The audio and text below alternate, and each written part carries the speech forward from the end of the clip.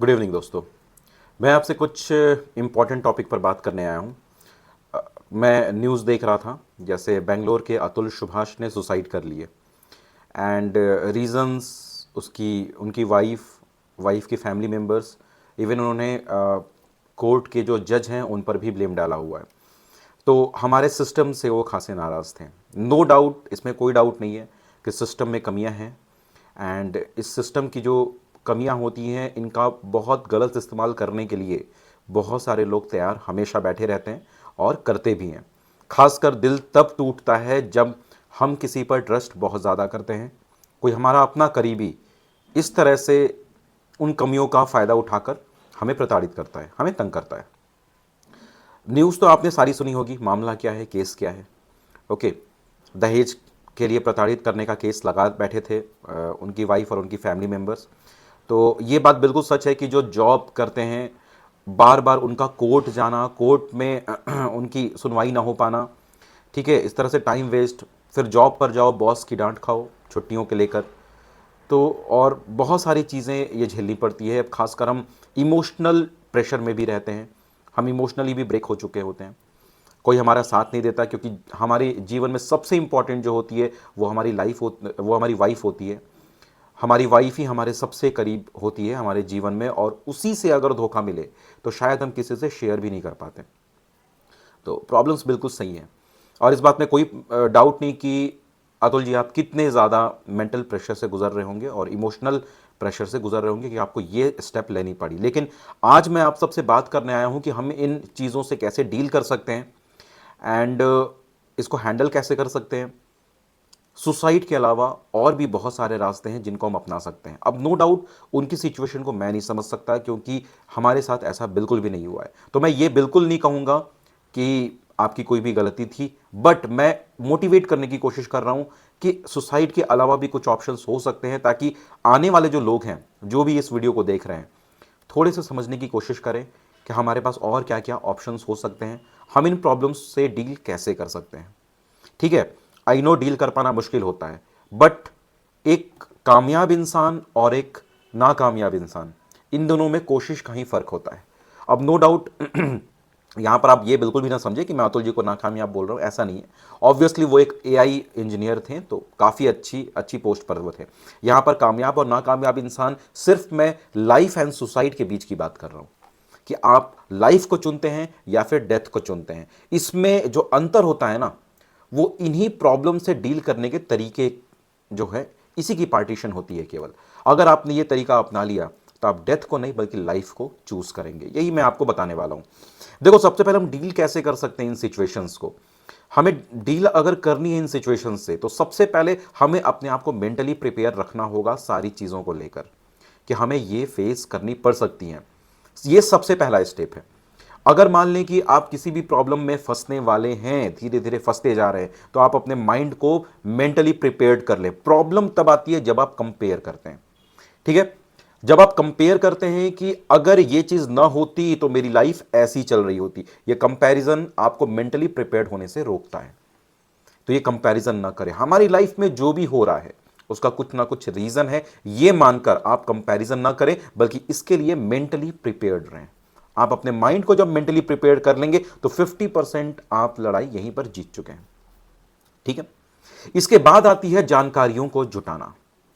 आप knowledge gather कर सकते हैं, जानकारी जुटा सकते हैं हर जगहों से कि अगर मुझे इन सिचुएशंस को फेस करनी है तो मुझे कैसे करनी होगी, किन लोगों की मदद की जरूरत पड़ेगी, कौन कौन हमारे साथ खड़े हैं और कौन हमारे साथ खड़े नहीं हैं, यह हमें पता करना होगा। तो जानकारी हमें जुटानी होगी सबसे पहले उससे लड़ने के लिए। ठीक है, बिना जानकारी आप कुछ भी नहीं कर सकते। अपने आप को एक दलदल में फंसे हुए आप पाएंगे अगर आपके पास जानकारी की कमी है। और अगर आपके पास जानकारी है पूरी तरह से, तो आपके पास बहुत बड़ी हिम्मत मिलेगी, आपको बहुत बड़ी हिम्मत मिलेगी उन चीजों से लड़ने की। पहला स्टेप, मेंटली प्रिपेयर करें अपने आप को कि आपको ये प्रॉब्लम्स फेस करनी पड़ सकती है।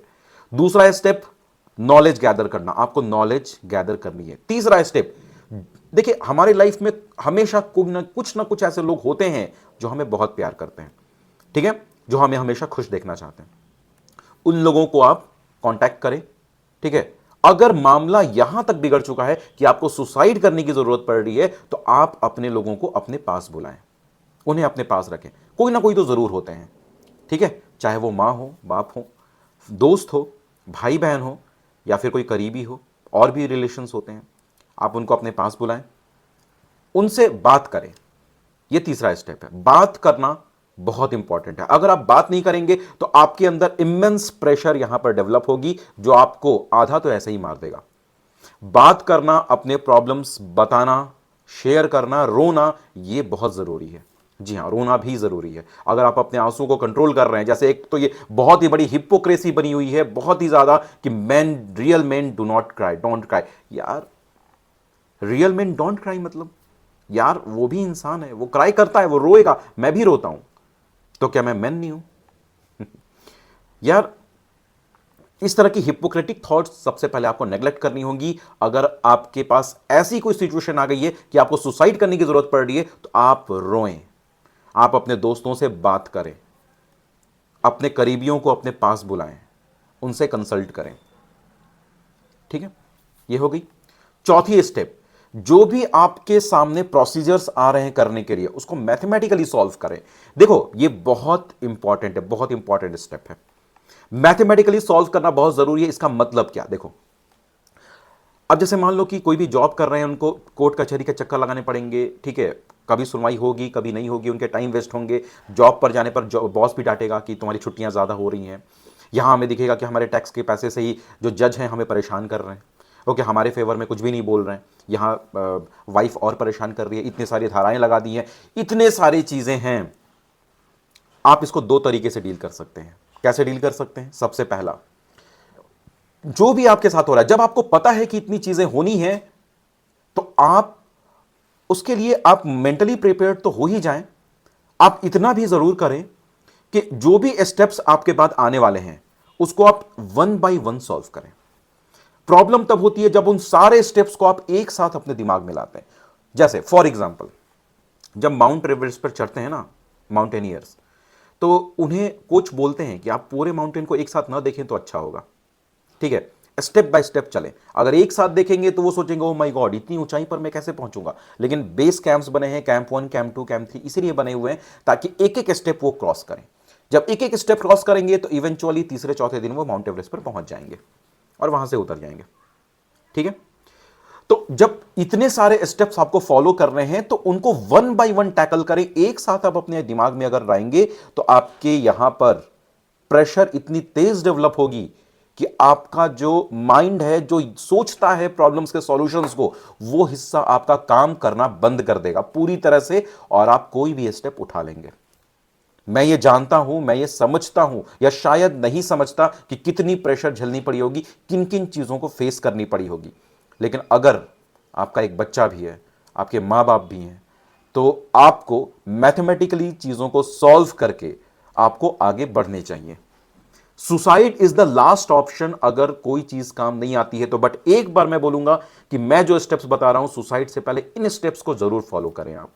ठीक है, जो भी स्टेप्स आ रही हैं, बस आप मानकर चलें कि उन्हें मुझे सॉल्व करना है, उसको अपने माइंड पर हावी ना होने दे। अगर दिमाग पर वो हावी हो गया तो मामला वही खत्म हो जाएगा। फॉर एग्जाम्पल, मान लीजिए आपको पता है कि आपको कोर्ट के चक्कर लगाने हैं, शायद आपके तरफ फैसला ना आए, ठीक है, आपके खिलाफ आए, तो आपको यह सोच कर रखना है कि अगर मेरे खिलाफ फैसला आएगा तो मुझे किन किन चीजों को आगे करना होगा, जानकारी जुटानी होगी आपको।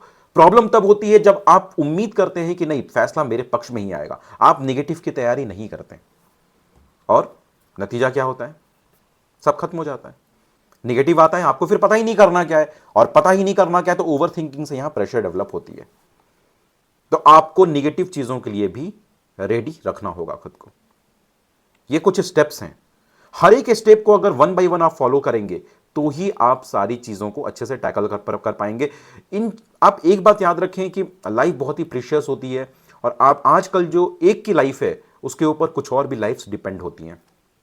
सुसाइड ऑप्शन नहीं है, आपके पास और भी तरीके हैं जिससे आप ये चीजें कर सकते हैं। तो मैंने जो आपको तरीके बताए वो बिल्कुल प्रैक्टिकल सॉल्यूशंस है। तो जब भी आपको ऐसा फील हो कि आपको आपके पास अब कोई चारा नहीं बचा, आपको सुसाइड करनी ही पड़ेगी, तो एक बार मेरे जो स्टेप्स मैंने आपको बताए हैं इनको आप जरूर फॉलो करें। ठीक है, अगर ये स्टेप्स काम ना करें तो आप मुझे बताएं। आप मुझे कंसल्ट कर सकते हैं, ये जो नीचे नंबर दी हुई है, ठीक है, इस पर आप कंसल्ट कर सकते हैं। अगर आपके अंदर सुसाइडल टेंडेंसीज है, कुछ प्रॉब्लम है, ठीक है, तो आप इस नंबर पे कंसल्ट करें, हमें कांटेक्ट कर सकते हैं। हो सकता है कि मैं कॉल ना रिसीव कर पाऊँ, ठीक है, बट व्हाट्सएप भी आप कर सकते हैं और पूरी जानकारी ले सकते हैं। ठीक है, मैं आपको फ्री में एडवाइस दूंगा, कोई कंसल्टेशन चार्जेस नहीं है। Suicide is not the option, not an option. I hope आपको मेरी बात समझ आई होगी। ये स्टेप्स आप फॉलो करके देखें एक बार, जब भी सुसाइड का मन हो, आपको हेल्प ज़रूर मिलेगी। चलिए, आई थिंक आपको समझ आई होगी चीज़ें। और अगर मेरे इस वीडियो से आपको, अगर सुसाइड करने से आपको मेरा ये वीडियो रोकता है तो मुझे सबसे ज़्यादा खुशी होगी। कमेंट करके बताएं आपको क्या लगता है कि मैंने जो कहा वो सही कहा या गलत कहा। एक बार आप कमेंट करके हमें अपने जो व्यूज़ हैं वो ज़रूर बताएं। Thank you very much friends, thank you very much.